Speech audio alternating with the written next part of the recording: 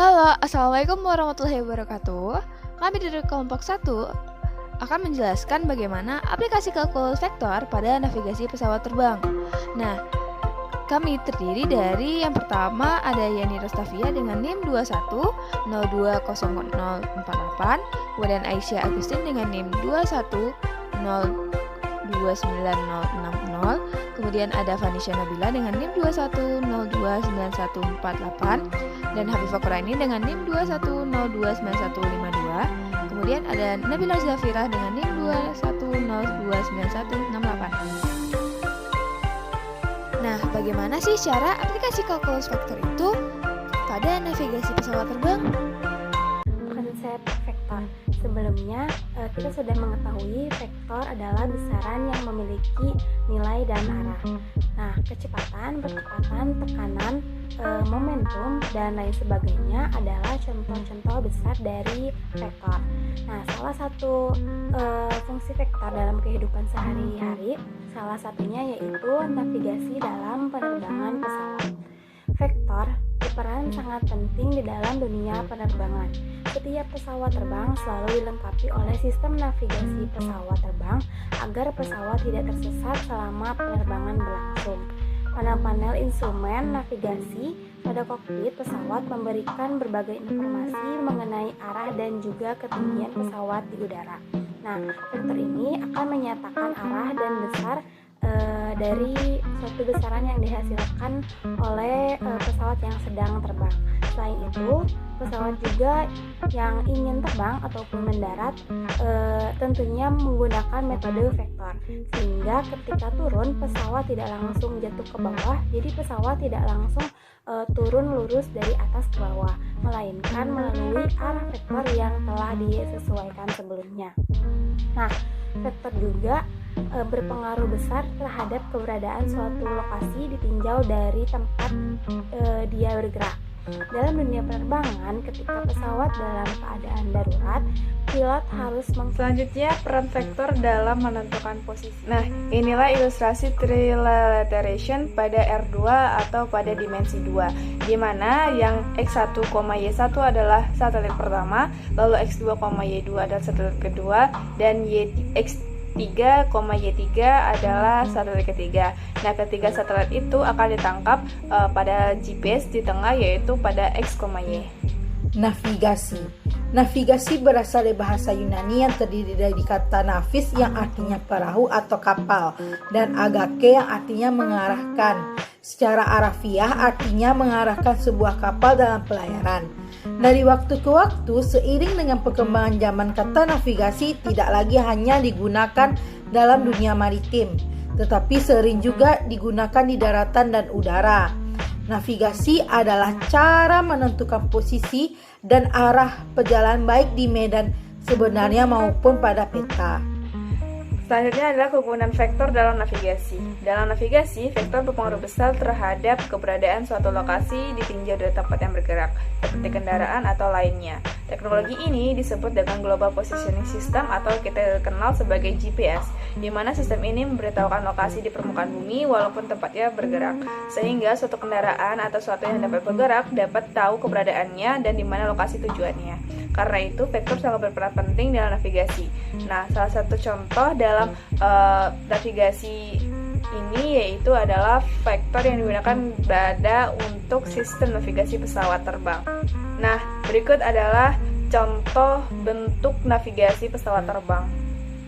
Seperti yang telah dijelaskan tadi, bahwa salah satu aplikasi dari kalkulus vektor dalam kehidupan sehari-hari adalah navigasi pesawat terbang.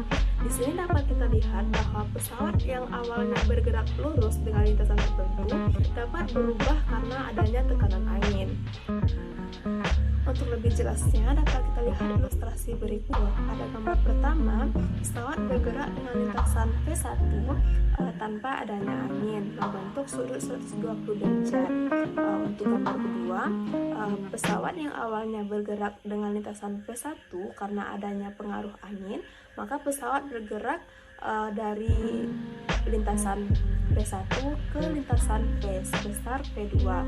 Di sini dapat kita lihat bahwa sudut yang terbentuk itu yaitu delta. kita masuk kepada contoh kasus.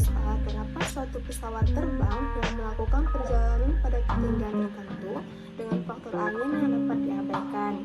Pesawat terbang tersebut melakukan perjalanan pada kecepatan 500 mil per jam dengan arah kelurusan 330 derajat seperti yang ditunjukkan pada gambar pertama. Pada saat pesawat terbang tersebut mencapai titik tertentu, terdapat angin dengan kecepatan 70 mil per jam dalam arah 45 derajat ke timur laut. Untuk menyelesaikan kasus ini, kita dapat menggunakan kalkulus vektor. Dengan menggunakan gambar pertama, kecepatan pesawat terbang itu sendiri dapat direpresentasikan sebagai V1, yaitu V1-nya akan sama dengan 500 cos 120 derajat I ditambah 500 sin 120 derajat J, yang mana tadi 500 ini merupakan kecepatan dari pesawat terbang dan 120 derajat ini sudah dibentuk dari arah pesawatnya. Lalu kecepatan anginnya juga dapat kita representasikan sebagai vektor, yaitu V2 akan sama dengan 70 cos 45 derajat I ditambah sin 45 derajat J. Selanjutnya kita akan menentukan kecepatan resultan dan arahnya. Kita dapat menuliskan V sama dengan resultan V dikali cos delta I ditambah sin delta J. Karena resultan V itu akan sama dengan akar dari negatif 200,5 kuadrat ditambah 482 kuadrat. Kita peroleh hasilnya 522,5. Maka dapat kita tuliskan sebagai V sama dengan 522,5 dikali dengan negatif 200,5 per 522,5 I ditambah 482,5 per 522,5 J. Setelah kita operasikan, kita akan memperoleh hasilnya yaitu 522,5 dikali cos 112,6 derajat I ditambah sin 112,6 derajat J. Di sini dapat kita peroleh bahwa kecepatan baru pesawat terbang yang dipengaruhi oleh angin adalah sekitar 522,5 mil per jam dengan arah yang membuat sudut 112,6 terhadap sumbu X positif. Jadi dapat kita ambil kesimpulan bahwa secara sederhana itu pengertian vektor adalah besarnya yang mempunyai nilai dan arah. Nah, dalam kehidupan sehari-hari di lingkungan kehidupan kita banyak sekali vektor, aplikasi kalkulus vektor. Salah satunya yaitu pada navigasi pesawat yang dimana arah pesawat itu dapat dipengaruhi oleh angin. Kemudian contoh lainnya yaitu misalnya perpindahan, percepatan gaya dan sebagainya. Untuk menggambar vektor menggunakan garis yang berarah yang memiliki nilai dan juga arah. Nah, sekian dari kelompok kami. Mohon maaf atas kesalahan dan kekurangan. Assalamualaikum warahmatullahi wabarakatuh.